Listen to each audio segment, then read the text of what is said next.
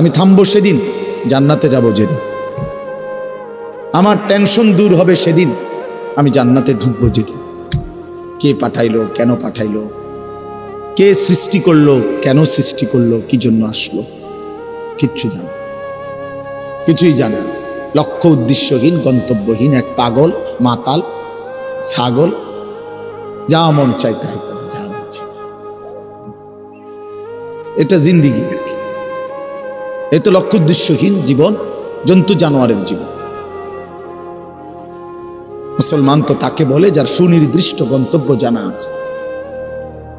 ইমানদারের গন্তব্য জানা আছে যে আমার গন্তব্য কোথায়, আমার এটা হায়াত, এরপরে আমার মৃত্যু, কবর, এরপরে আমার হাসরের মাঠ, এরপরে আমার মিজান হিসাব, এরপরে আমার ফুলসেরাত, এরপরে আমার জান্নাত। আমার টার্গেট জানা আছে, আমার গন্তব্য জানা আছে। ওয়াকালু আলহামদুলিল্লাহিল্লাযী আযহাবা আন্নাল হাযান।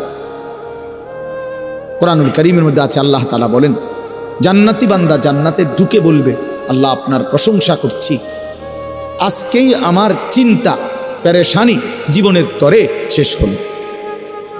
আজ আমি জান্নাতে ঢুকলাম, এবার আমি নিশ্চিন্ত হলাম, নিশ্চিন্ত হলাম, আর কোনোদিন এই জান্নাত থেকে বের হতে হবে। আল্লাহ তাআলা বলছেন আর কখনোই এখান থেকে বের হইতে হবে না। খালিদিনা ফিহা আবাদা, চিরস্থায়ী। চলেন বাপ, এই জন্য বললাম